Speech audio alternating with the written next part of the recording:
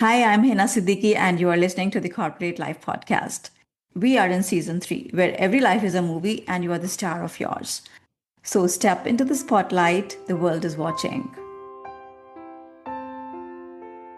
As you know, I live in Dubai, and recording this conversation with Reema Mahajan felt like sitting down with a powerhouse. A strong, successful woman who's building a legacy right here in Dubai. Reema is the woman behind Indian Women in Dubai, the biggest community in Dubai of more than 150,000 women. What started as her own search for belonging and connection has now become a movement. Reema has created a platform where women can share, support, and succeed, whether that means starting a business, building a career, find friendships, or simply finding their voice.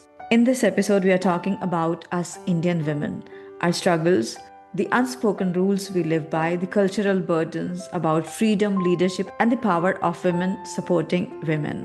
Reema's story is proof that purpose and compassion can create ripples that impact thousands of lives. So let's dive into this inspiring conversation with Reema Mahajan.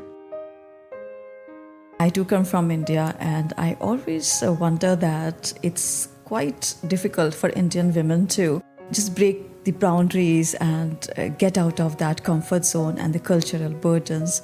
So my first question to you is that growing up in India, what kind of expectations or cultural burdens shaped you as a girl? Well, I wouldn't call it cultural burdens. Honestly, I think women around the globe are trying to break the glass ceilings, including Indian women and every woman out there, right? There are inherent biases which have existed previously. This is how women should talk. This is how women should walk. This is how women should dress up. Exactly. You need to get married by a certain age because your biological age is very, opposite to your career age and all of that. So, these biases exist across societies, and I wouldn't blame only India for it. Yes, India needs to make more progress than other countries. Yes, India is a little bit behind, but I think it's changed tremendously. And now if you go to India, people are much more advanced in thinking than a lot of other countries. But when I grew up, I think I grew up in a normal, very normal Indian middle class family, where the expectations were from every kid was to study hard, work hard, have a certain career, get married by a certain age. All of those things happen, right, in a normal Indian middle class family. And I've grown with all of those. Yeah. And it's interesting that you're saying that it's an Indian middle class family, typical. I come from that too.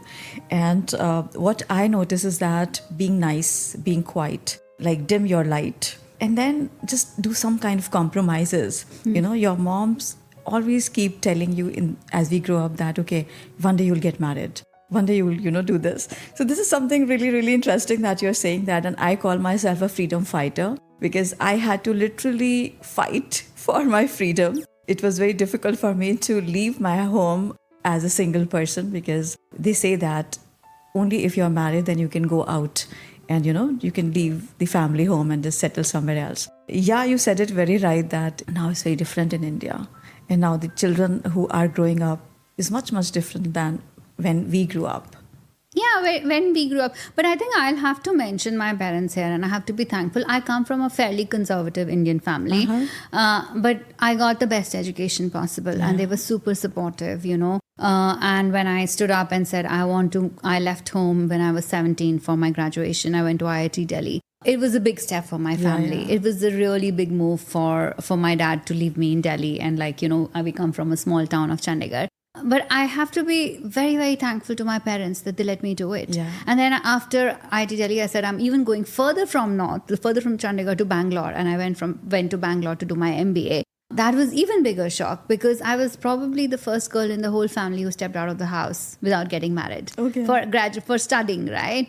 And I think once I was out, I think it reassured my parents' faith that she's fine. She's independent. She can manage it. Yeah. And then they gave me the wings to fly. So I have done international internships before getting married or getting anywhere. Like I have done my internships in Singapore and Germany and London and all of that.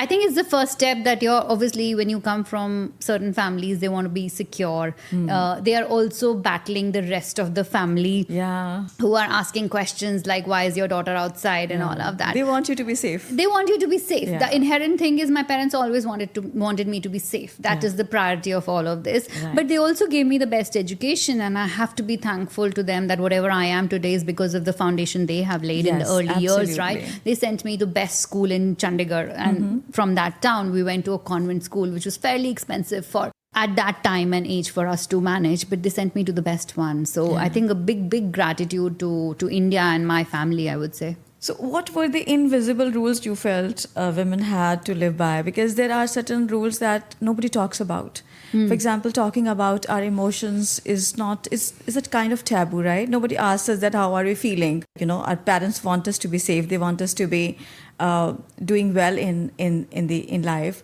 But then they never ask that, okay, how are you feeling? Or emotions are like underrated.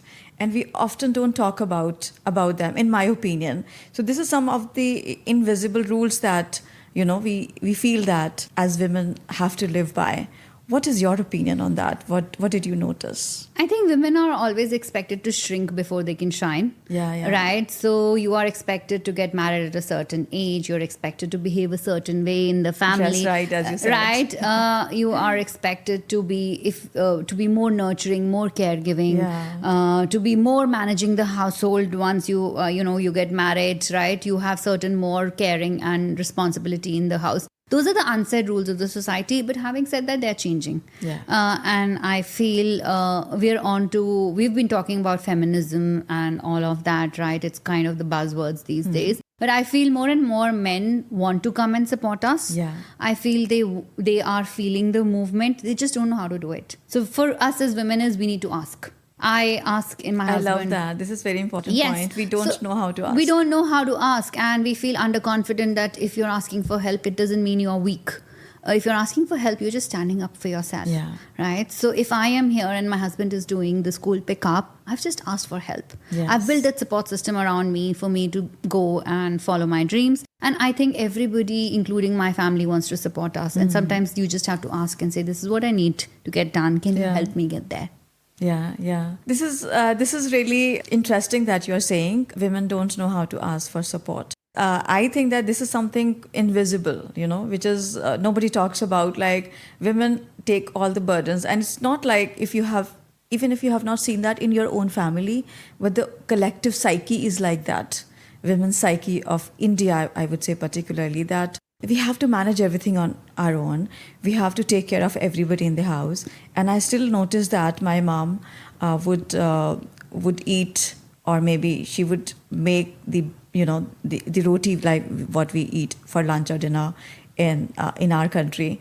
She would make for herself the last. You know, it's like first it would be for my brother, and then perhaps for me, and then she would be the last person. So this is something like nobody talks then. Nobody tells them that, okay, do this way. But this happens just automatically. It's somewhere in the unspoken language. Yeah, but it's also because we women are more nurturing and giving, right? You want everybody around you to be happy, which drives our happiness. Because a lot of the times women derive their happiness from their family being happy, or everybody around them being satisfied, full of food and all of that, right? It's how she's conditioned herself.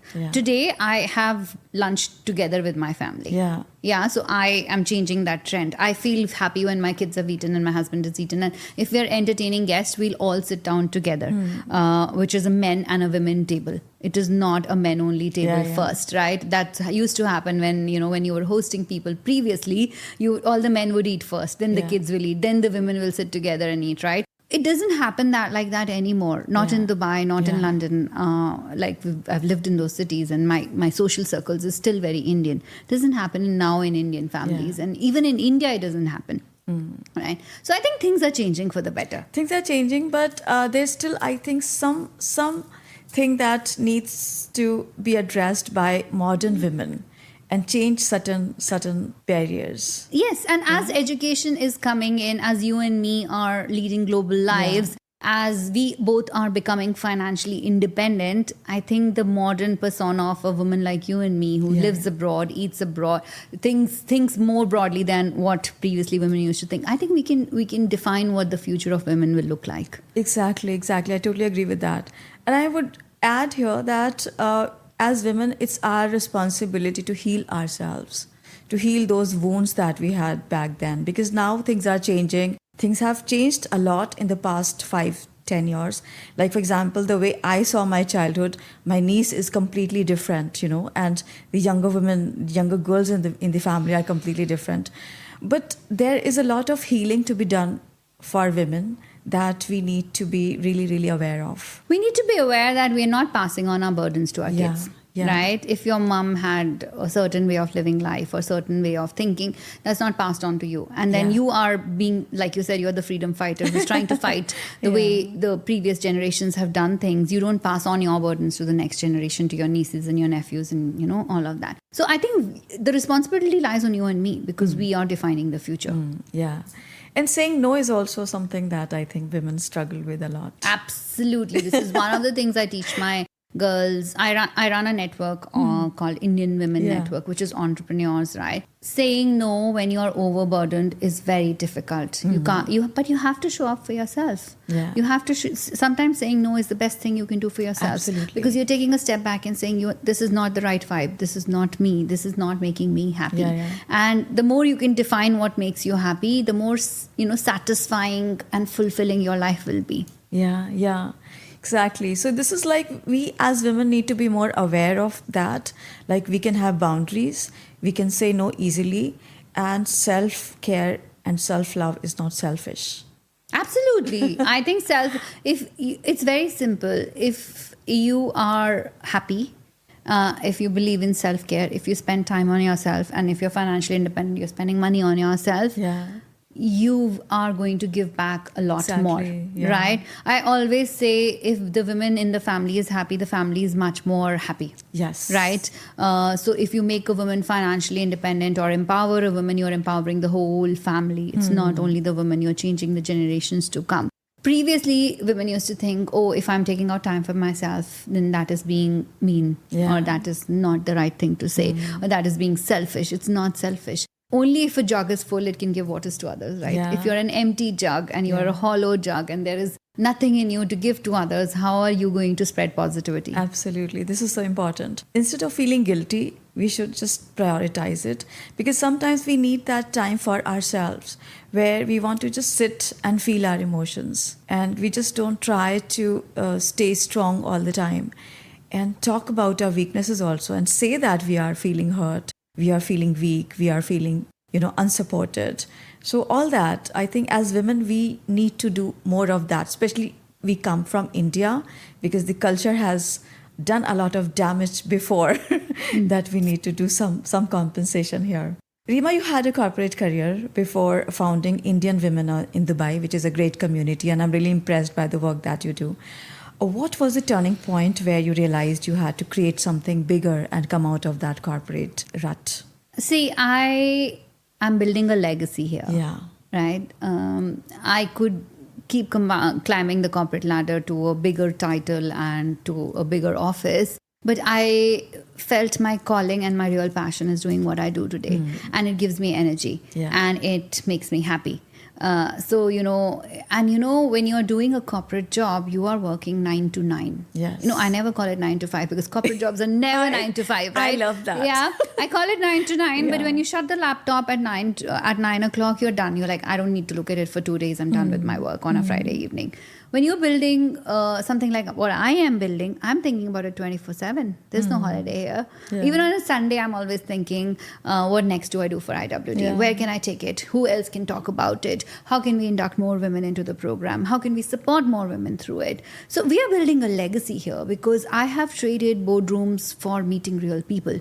I have traded doing Excel spreadsheets and presentations to actually discussing something live with a person which can change her career trajectory. Yeah. So the impact here is much more real and much more intangible here.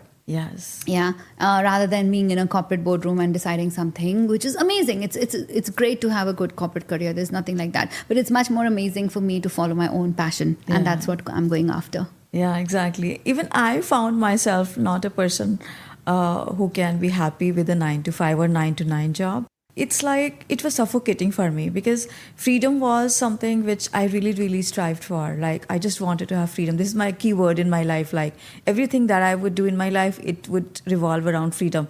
Does it give me freedom to be who I am, or it just, suffocates me in some way? So when I was doing my corporate job, and I remember that when one day I was working with a multinational company called Bureau Veritas. I was working there as a French translator and interpreter. And then my contract with that company was going over, and my the director HR, she came to me once, and she was a good friend, and she said, would you like to renew? I said, no, I have plans. And I did not know what plans I had, but I just wanted to come out of that. And then I started writing my first book, and all that happened. But you know what, for most people, leaving corporate job is like leaving their comfort zone. Why? Because the kind of lifestyle that they had designed around the paycheck that they get every month, leaving that is a bit difficult for them, and most of them never find courage to overcome that. Yes, I think leaving your fat salary check every month, which comes into your account, it's a big decision. Exactly. And it was a big decision for me too, because I left it after 10 years in management consulting. And when you get to 10 years, that's when you get paid very nicely, right? You've got all the experience. But, and I didn't leave it just like that. Guys, never leave something which is super comfortable just like that. I will never tell anybody to just go leave a corporate job because I think you have to test your ideas. Exactly. If there is a startup you want to do, if there is any passionable idea, anything you're passionate about and you want to pursue that idea, please test it in parallel. So IWD was running for a year while I was in corporate job. Mm-hmm. It got to a point where it actually took off. There was so much going on in the community positively that I felt that if rather than spending 2 hours every day, which is what I would get normally, to spending 24 hours, can I take it somewhere else? Can more people like you and me talk about it, right? I took a sabbatical from work. Okay. And I said, I'll take 3 months off and I will go build this venture 24/7. If I'm happy doing that, if I can find a career in it, I will continue. Otherwise, please take me back. I need my fat salary paycheck. I was at a very good level in a good role, right?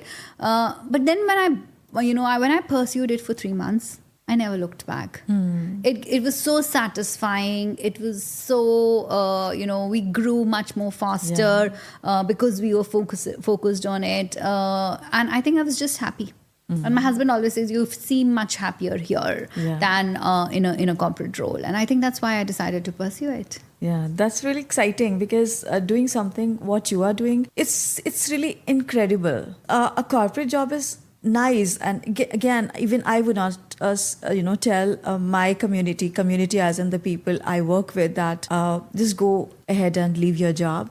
It's just that, just find a vision for yourself first. Like, what exactly is it that excites you?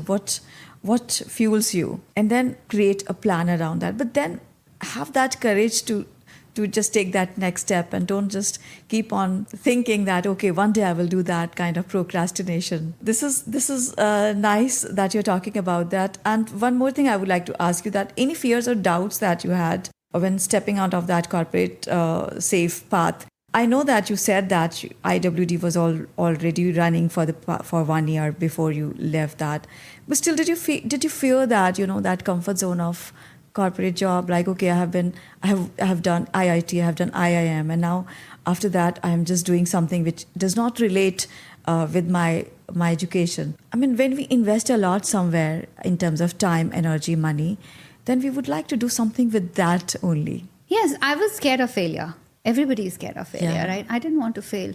But I think I was more scared of not trying it. Yeah. Because I felt that was my calling at that time. And I think if I wouldn't have gone with it and still continue with the corporate, then it would have become a rut. Yeah. Right? And then I would have been one of those people who get paid handsomely in a corporate job but are unhappy. I think I chose happiness. Yes. And freedom. And freedom and the ability to be my own boss. And probably I still work harder than a corporate job, right?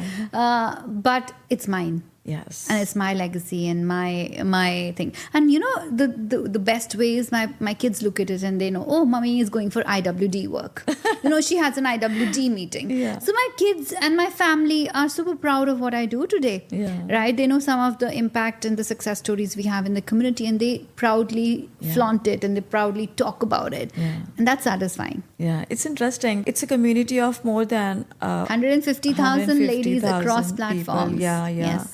It's really nice. And what was your vision behind starting Indian Women in Dubai? See, I landed here about 6 years ago from London. And when I landed here in Dubai as an expat, I did not know anyone. I didn't know what to do, who to find, and I'm a social person. So I think IWD started as a social community to give that safe environment for women to feel more confident, to find more friends, to grow, to support each other, to network. From there, that is the real where the community started. So it's meant to be the home for all Indian expat women here, essentially, right? So whether you are on any social media platforms, Facebook, Instagram, WhatsApp, LinkedIn, you will look us up and we exist. And we provide, if you have a question, you can message us and we'll try our best to connect you to somebody like-minded with you. Whether you are into food, fitness, fashion, we have something for you. So the social community started, and then we've gone ahead now and we've branched out into different verticals. We run our own podcast. We run our own Indian Women Network, which is focused on women, building the next army of women entrepreneurs, like I mentioned. These are women who are starting their career the second time. These are women who used to be housewives and now are trying to be financially independent. Yeah. So we coach and mentor and give them the tools to grow as a network. We've grown. We have our own IWP, which is for Indian women professionals, women in corporate roles, women leaders who are leading companies here, who can come and mentor the juniors here. So, there are different verticals now where we've expanded into. It's a big support to women. It's meant to be the home for every woman. I want every woman to come on my community and find something that they like to do. Yeah. And we'll have something for you. Whether you are into fitness, you are yoga, you want to find a foodie friend, you want to try restaurants around town, whether you are a fashion one and you want to discuss what's trending, we'll have something for you which is out there. Yeah, this is amazing. And how did the first few women in the community join? The first few were my friends. And from those, people who just found us online, like you found us online, right? Yeah. They just joined and they liked what we did. And they liked the heart and soul that we put into everything we do, whether it's an online thing or an offline event. They just came and recommended their friends. We are a great example of somebody growing through organic marketing. We've only purely grown through word of mouth. We've only purely grown through women recommending other women. And now the proud part is the men also have started talking about us. Really? Okay. Yeah, so I have so many women who've joined recently where the men knew about IWD, and when their wives moved to town, they said, why don't you look up IWD and find some like-minded friends from there, right? So we are getting into a family conversation now. But the initial growth was purely by women recommending their friends to come and see the community because we did something useful for everybody. Yeah, this is interesting. What are the most common struggles you see among women in your community? See, the biggest struggle that an Indian expat woman faces is confidence. Yeah. It's like they look happy on the outside. It's like makeup you are wearing, right? It's on the outside. But when you move to a new country, you are leaving your friends and family behind. Yeah. You are leaving that support system behind, which you've A certain grown up with. lifestyle behind. It's a lifestyle behind, right? And so a lot of the ladies would move here just because their husbands have found a better job. And as a family, it makes sense for them to be in Dubai. But they don't know what to do for themselves. When you move here, your husband goes to a job, the kids go to school. What do you do? Yeah. So women feel lonely. They feel if they're not financially independent, they are insecure. So we help build confidence in women. Okay. And it could be a social confidence where you just need a like-minded social support network, women to talk to. Or it could be confidence to build a business or something, financially for yourself. We work in both of those areas. Yeah, and one more thing I would like to add here, that women struggle a lot with receiving. Because they don't know how to receive support. They don't know how to receive. Because when they don't know how to receive, then of course receiving anything and everything is a challenge. For example, receiving money, receiving any kind of thing without feeling any guilt. So when they receive this, they feel that guilt about it. And then boundaries, of course, I think that's one of the things. Absolutely. And I think women women don't know how to ask, and then they don't know how to receive. So we work on both of those, and I think it just needs to come together that we feel more confident. Right.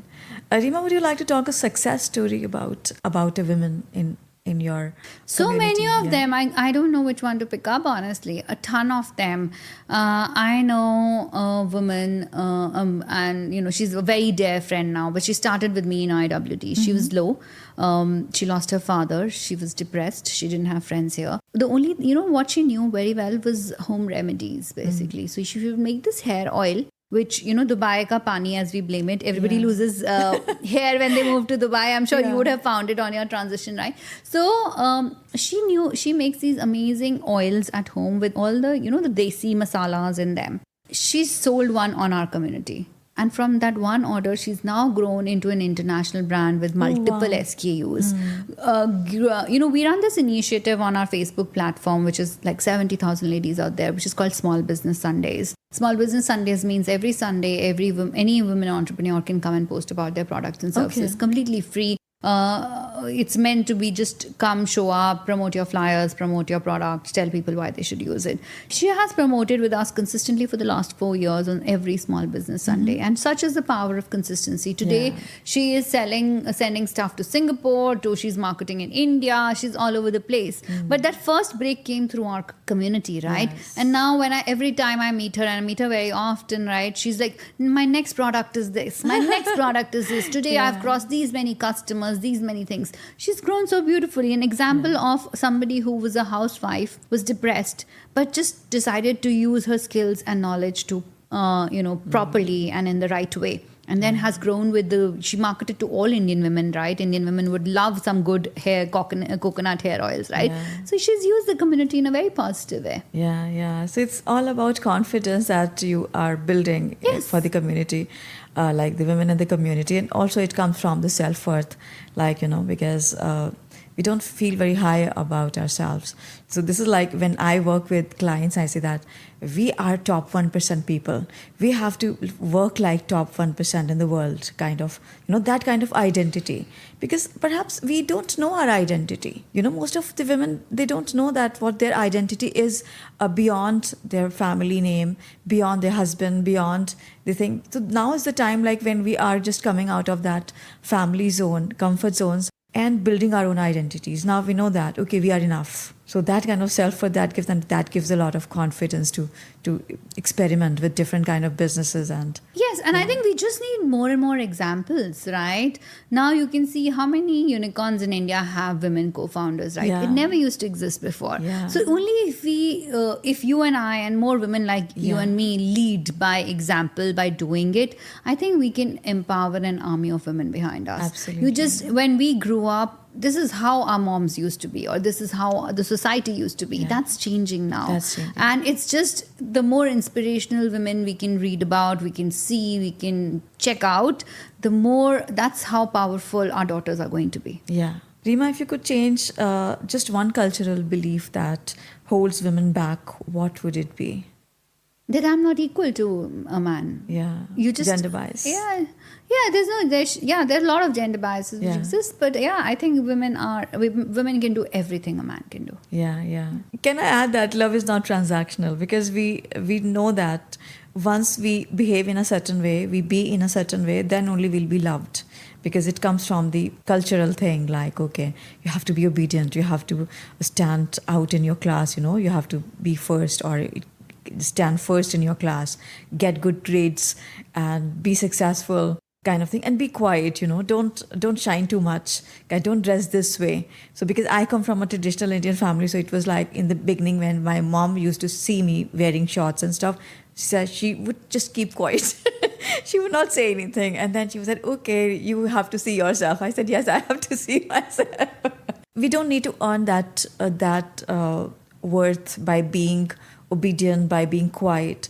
So we can be what we want to be without feeling guilty about it. You just have to be yourself. Yeah, you have to be yourself. You just have to be yourself. Yeah. If you want to dress a certain way, you want to behave a certain way, you want to follow a certain career, you want to live in a certain country, I think as long as you are confident of and you can take care of yourself, it's totally fine.